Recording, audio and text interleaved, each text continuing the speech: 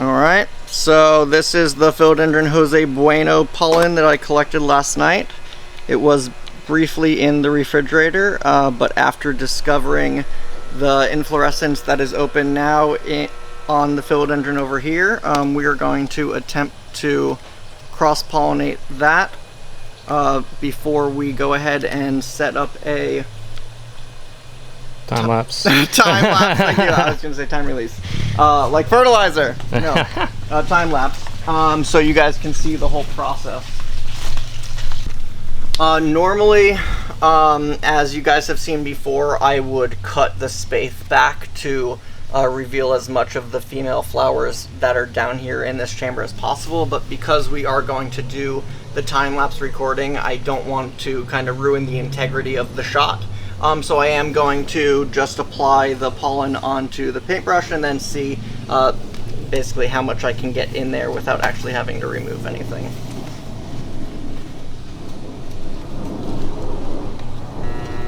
So, got some here.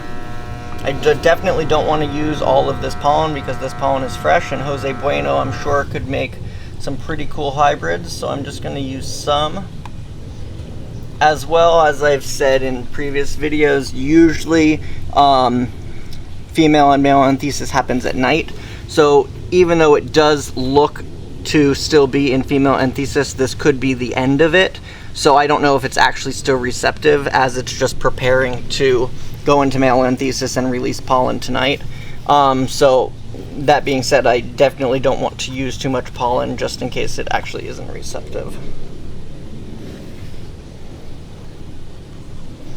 I'm getting all in there. There we go.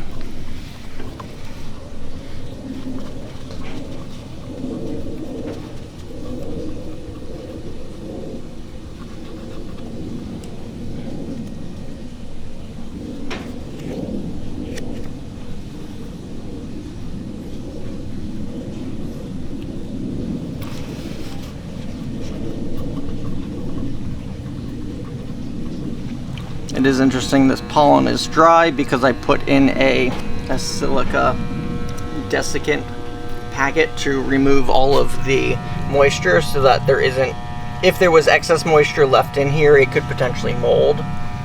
So we put in these packets to remove that, but it is interesting that even though this pollen is dry, once I apply it inside here, because of the Philodendron female flowers being receptive or at anthesis, they release that kind of liquid, basically, letting them know that they're ready. So it's cool, as soon as I apply the dry pollen to the female flowers, it kind of like melts on here, which hopefully is a good sign still.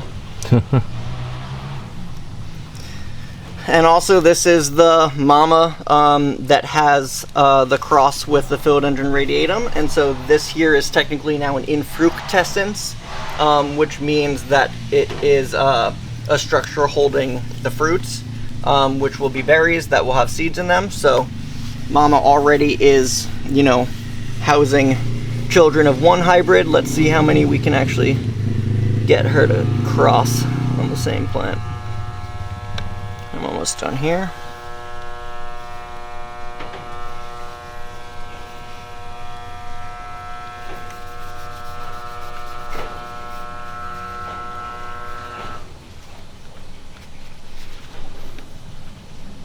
Alright, I feel good about that.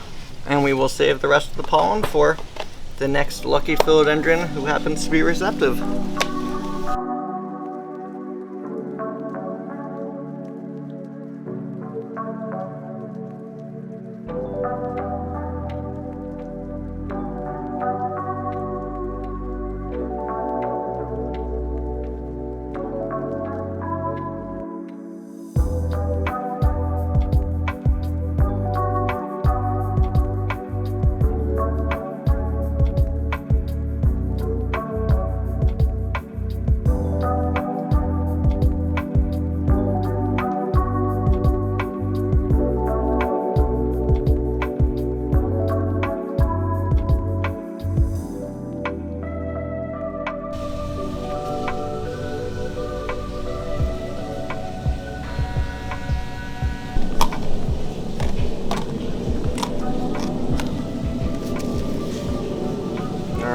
So, after filming this for a time-lapse last night, it did what we expected, and it released a bunch of pollen. Like, so much freaking pollen. And wow, there's so much of it, it is even stuck on the outside of the space in here like that, gunked on. So what we're gonna do is, using this container and a dry paintbrush, we're basically going to just try to collect as much as possible so that it can be stored and used for future crosses. It's not an exact science. I mean, this pollen basically are just a bunch of individual grains put together, and when they're released from the philodendron, it basically is released as like a spool of yarn. So I mean, it looks like a clump, but really it's like individual fine silk strands that all get pushed out. It's kind of gross analogy, but if you think of like how if you pop a pimple, you know, when it comes out like, you know what I mean? It's basically how it is released. But it's so cool. And this philodendron is just so awesome that if we can, you know, get these genetics and use them in some sort of cool cross, it would create some really cool philodendrons. So it is crucial. So it's what, like 10:30 or 11 a.m. right now. So it is crucial that we capture this now, because if it was to sit out another couple hours, the viability of the pollen goes down. It's only good for so long. So we caught it just at the right time. It's like a clean shave.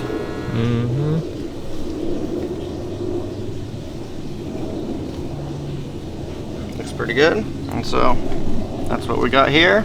So I'll go ahead and put in one of those desiccant silica packets to absorb all excess moisture, put in the refrigerator, and then we have a bunch of other blooms coming in soon, so hope to do some cool crosses with this.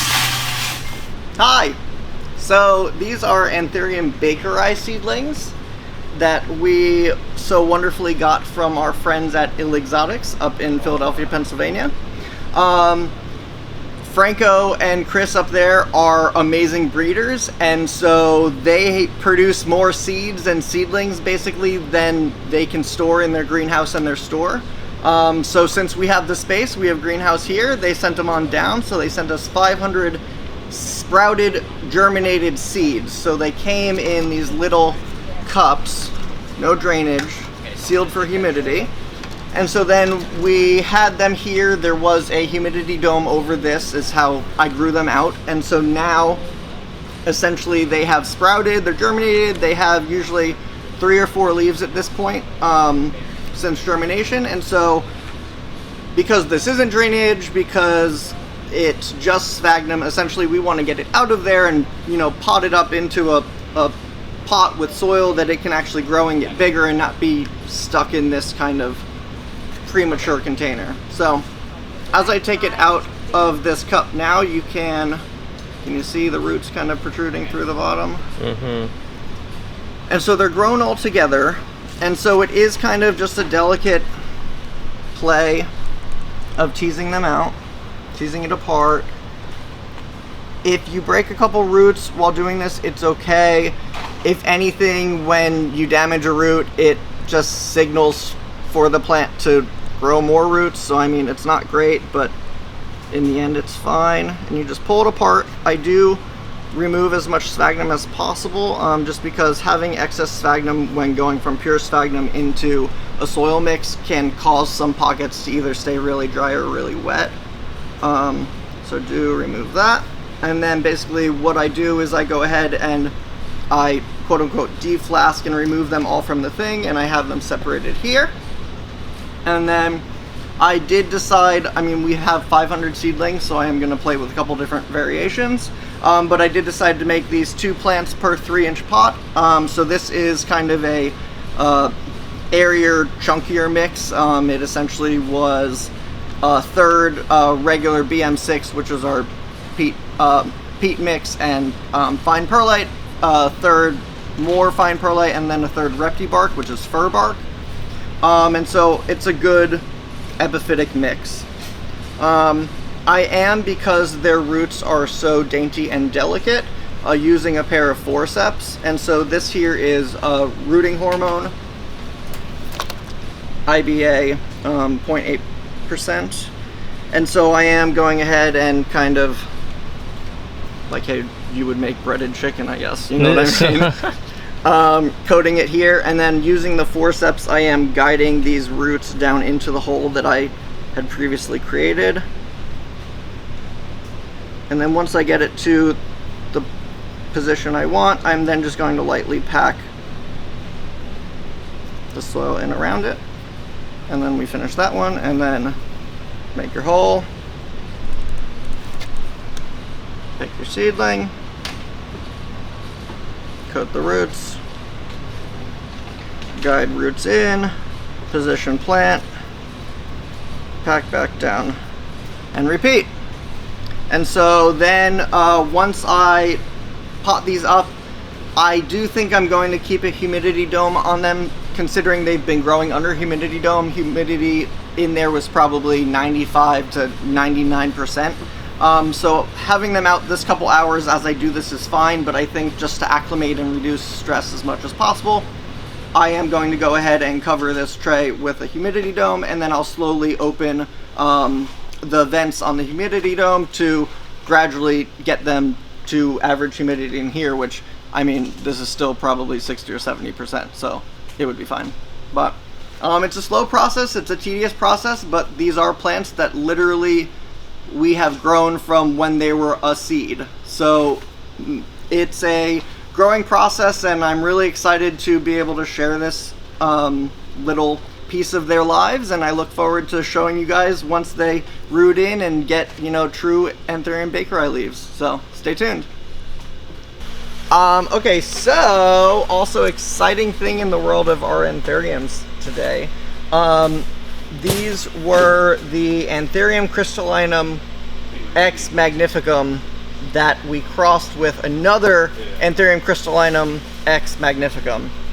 So I don't know what we would call that, you know, crystallinum magnificum squared, I don't know. Working title. Right, so I had successfully crossed them, berries developed, and so then starting on, it looks like June 22nd, we went ahead and started sowing them. And so as you can see here, these are the ones that are still young that I'm leaving in the tray. But I did go ahead, and these 13 graduated into their own individual 4-inch pots today. And they are just so cute. They're just absolutely adorable. Held a whole graduation ceremony and everything. Right? Pomp and circumstance plays. And they are just adorable. And because they're seedlings, you know, they were a product of sexual reproduction, so they are all slightly different. They're not asexual clones. So I'm really excited to see as they grow and mature into their leaves that some of them may have brighter veins or darker veins, or this one almost appears to have like a reddish color to it. So it will be, yeah, it'll be really exciting to see how they mature and how they all look different from each other, because they're just siblings, you know, they're not clones. So oh yeah, yay. And so then we have the ones behind them coming on, and so good things happening in the Anthurium realm.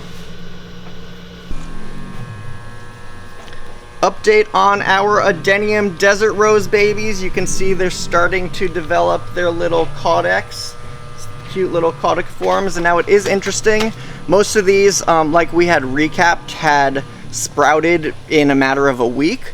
But if you see down here, we had a late bloomer that this seed just decided to germinate this week, probably 5 or 6 weeks later than the rest. And you can see he's super stunted, little run to the litter. But pretty exciting. And so Mama decided to bloom for us. So this is Adenium Sublime Beauty.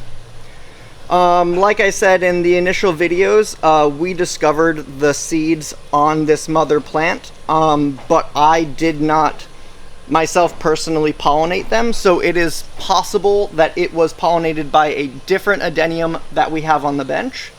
So potentially once these get bigger and they are of flowering age, probably 2 to 3 years from now, they could have flowers like this if it had selfed itself, or if it had pollinated with something else on the bench, we could be looking at completely different flowers with different shape, texture, arrangement, everything, and really we just won't know until they get to blooming age. So it's kind of exciting. A little mystery. So pretty. This Adenium Sublime Beauty specifically, you can see now, I would say it's almost a hot pink with a light pink edge. But with different light conditions, the hot pink could turn into like a deep magenta. And it can completely change the tone of the way the entire flower looks. This is also known as a double flower. So you can see there's basically rosettes in a rosette. So pretty. Alright, another plant hybridization update for you here. So this is Alocasia micoltsiana Frydek. I've had this beast for quite a while. As you can see, this kind of arborescent trunk that it's developed here, and then these are all individual corms that have decided to pup and put out babies here. This Frydek was a male pollen donor to a cross I did, oh geez, I need to find out the date, but at this point probably 4 to 6 weeks ago. This is an Alocasia aslanii.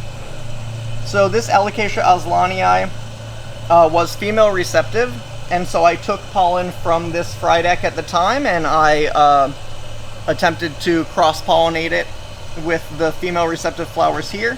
And as you can see, the berries did develop, so this is now went from an inflorescence to an infructescence. Over the past 6 weeks, these berries here have started to swell up. You can see some are still pretty small, but some are getting pretty big. They were once all a dark green color. Now it's starting to lighten up. They're almost a pale yellow to white color. I'm not sure what color they will turn once they continue to fully ripen. It could be yellow, it could be red, it could be orange. But it is exciting to think that we probably are only another 4 to 6 weeks away before we can harvest these seeds from these berries. And as far as from what I can tell doing my research online, this aslanii crossed with Frydek hybrid would be the first of its kind. So because this is a sexual reproduction, if each berry has 1 to 2 seeds, let's say we have 10 berries on here, you're looking at potentially 10 to 20 new plants that each could have different traits from various parts of the parents. So not only would we just be getting 1 new plant, but we could potentially be getting 20 new plants that we could grow out and see what cool, amazing features they all have, and then from there we could pick what we like and either continue to breed, or if we know one is just a stunner, we could potentially put it into tissue culture, and then from there we'd be able to asexually propagate it and get more and more of a brand new Alocasia that doesn't exist in the world yet. So stay tuned, but pretty cool. We're starting to get colors to change. So this absolutely lush beauty that I am holding here is one of the first batches of our Rex Begonias that we started trialing. So this is Rex Begonia Jurassic Dino Dragon Fruit, which, I mean, just so pretty. Everything from the super silvery leaves with this almost magenta veining to then these pastel pink flowers that are just, again, I'll use the term floriferous. They're just flowers everywhere. And then when you look at the petioles and the stems, it's like a deep red wine color that this plant is just going crazy. I absolutely love it. As a note for customers, Rex Begonias aren't the best shippers. They do shock somewhat in the mail, but with proper care, they will easily bounce back in just a couple weeks and reward you with growth just like this. So please don't be alarmed or afraid to order begonias online. a lot of plants all have different learning curves, and shipping is just one of theirs. But I've had this guy back here growing in my care probably 6 or 8 weeks now from the first batch, and so good. Wow. Begonia Rex, Jurassic, Dino, Dragon Fruit. And these are available now if you would like to bring one home to your plant family and get it to grow just as big and beautiful as this.